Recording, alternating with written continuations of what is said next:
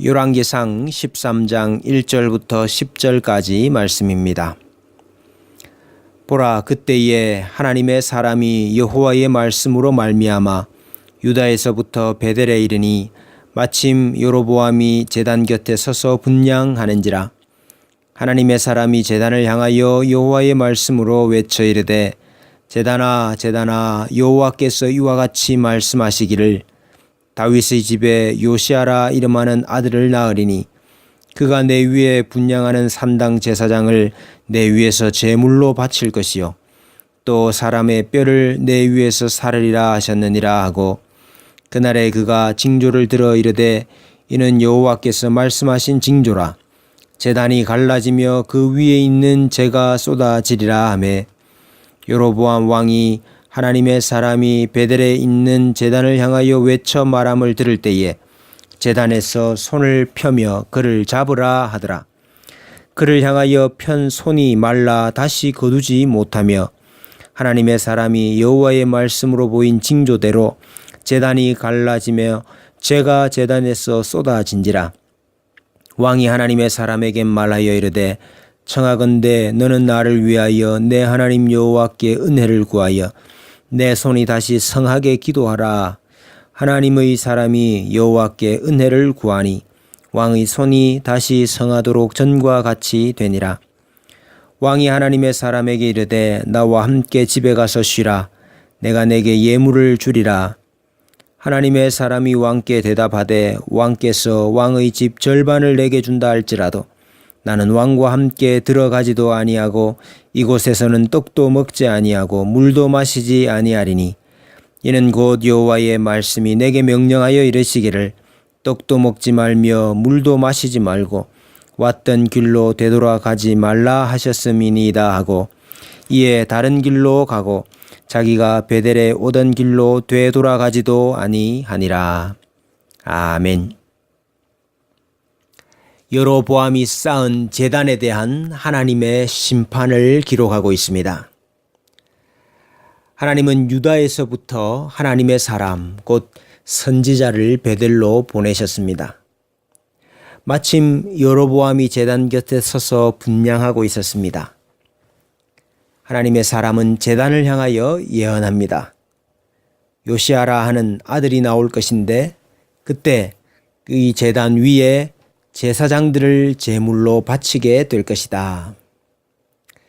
훗날 요시아에 의해 실제로 이 예언은 성취되게 됩니다.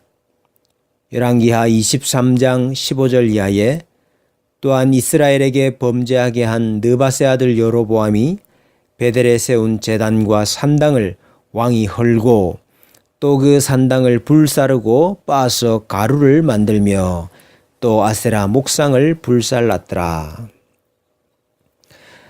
하나님의 사람은 또 그렇게 될 징조로 제단이 갈라지며 그 위에 있는 재가 쏟아지리라 하고 예언합니다. 제단의 재는 부정한 곳에 버려야 합니다. 제단의 재가 제단 위에 쏟아졌다는 것은 베델의 제단이 처음부터 부정하며 저주받은 곳임을 보여줍니다. 하나님께서 그 제단의 예배를 받지 아니하신다는 뜻이지요.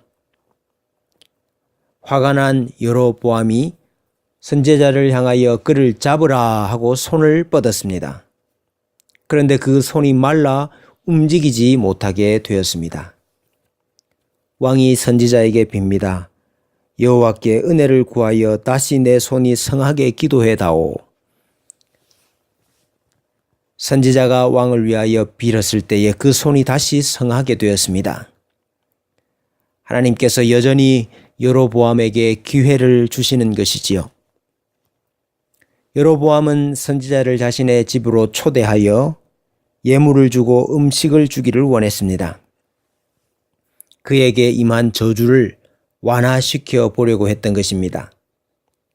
그러나 선지자는 하나님께서 이곳에서는 떡도 먹지 말고 물도 마시지 말고 왔던 길로 되돌아가지도 말라 하셨다고 하면서 왕의 청을 거절합니다. 하나님께서 저주하신 곳에서는 어떠한 타협이나 양보도 있을 수가 없습니다. 하나님의 심판이 취소될 수 없음을 보여주고 있습니다. 13장 이후로 본격적인 이스라엘 나라의 실패와 패망의 역사가 이어지는데 그 시발점이 무엇이냐?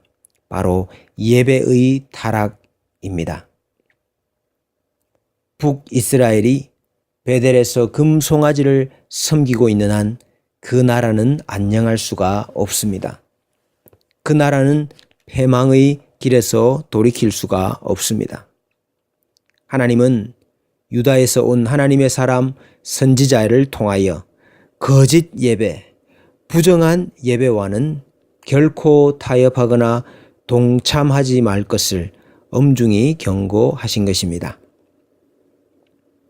자, 그런데 유다의 선지자가 돌아가는 길에 베델의 한 선지자, 즉 북이스라엘의 한 선지자가 그를 쫓아옵니다. 우리 집에 가서 식사를 합시다. 그랬습니다. 유다에서 온 하나님의 사람은 하나님께서 이곳에서는 떡도 먹지 말고 물도 마시지 말라고 하셨습니다. 그랬더니 베델의 선지자가 하나님의 명을 받고 내가 왔습니다. 나도 하나님의 선지자입니다. 하고 그를 데려갑니다. 유다 선지자는 그 말에 속아 그와 함께 그의 집에 따라 들어갑니다. 하나님께서 갑자기 베델의 선지자에게 임하셔서 유다에서 온 선지자가 죽을 것이라 예언을 합니다.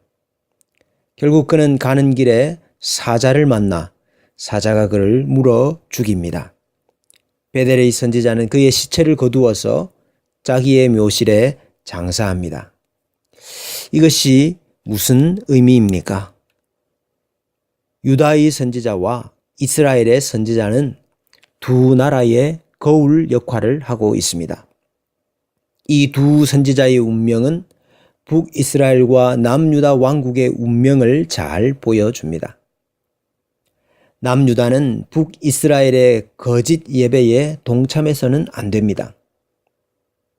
그런데 남유다가 북이스라엘의 꾀임에 빠져 함께 동참하고 교제하고 연합하게 된다면 남유다 역시 북이스라엘과 함께 망하게 될 것이라는 예언의 경고인 것입니다. 이 아침 우리에게 있는 제단은 정결한지 살펴보아야 합니다. 우리에게 있는 제단이 무엇입니까? 우리가 무슨 제단으로 하나님께 나아갑니까? 어떠한 제단으로 하나님과 교제하게 됩니까? 우리에게 있는 제단은 바로 예수 그리스도입니다. 예수 그리스도께서 우리 인생의 주관자가 되시고 예수 그리스도 안에 우리의 인생이 있다면 우리 안에는 참 제단이 있는 것입니다. 그러나 만약 우리 자신이 우리 인생을 주관하고 있다면 그것은 부정한 제단이 자리 잡고 있는 것입니다.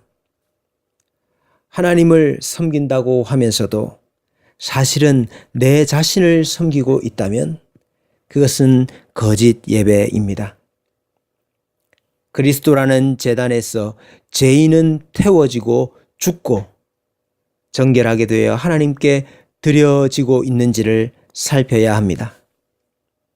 이 예배의 싸움에서 지면, 이 예배의 싸움에서 타협하면, 이 예배의 싸움에서 인간이 혹은 다른 우상이 중심이 되는 일이 일어난다면 나라가 망하고 가정이 무너지고 인생은 깨어질 것입니다. 예수 그리스도의 제단이 정결한지 우리 속에 있는 모든 우상들이 태워지고 있는지 죄인된 우리 자신이 죽는지 오직 그리스도만이 사시는 인생이 되고 있는지 살피는 복된 이 아침이 되시기를 소원합니다.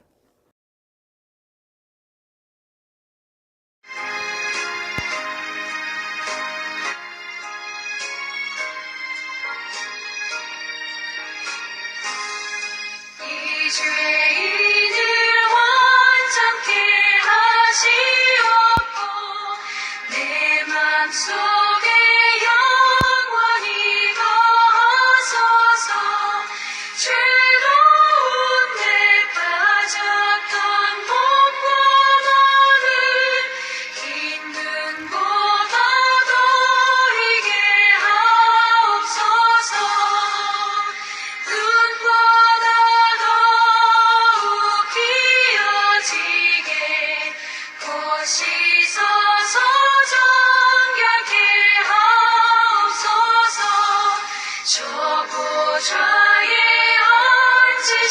주 예수여 이 몸 주께 드리니 받으소서 내 마음과 지식도 드리오니 있는 곳 얻어리게 하옵소서 눈보다 더욱 귀어지게 보시소서 정결케 하옵소서